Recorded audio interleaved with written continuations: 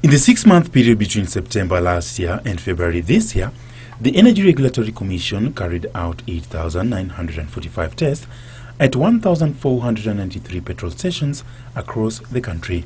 While 95.2% of these stations were found to be compliant, 75 tests at 54 petrol stations and 2 transport firms came out negative, as they were found to be either selling adulterated fuel to consumers or selling fuel meant for export.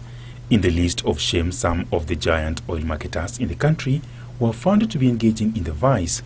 For instance, 4 Shell petrol stations were either selling diesel or petrol contaminated with kerosene.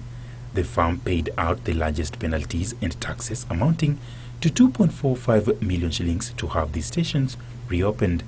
Vivo Energy, which distributes and markets Shell-branded fuels and lubricants in the country, says in a statement, given that kerosene is the main component of adulteration in both super and diesel, Vivo Energy Kenya has, with effect from midnight tonight, stopped selling kerosene at all Shell service stations in order to minimize any chances of fuel adulteration. Kenol had 2 petrol stations selling diesel and petrol contaminated with kerosene, which were later reopened after paying penalties and taxes amounting to 850,000 shillings.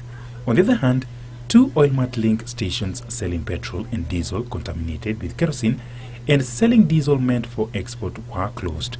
Similarly, Total paid 600,000 shillings for its Sagana station, which sold diesel contaminated with kerosene, while National Oil paid 550,000 shillings for the same offence.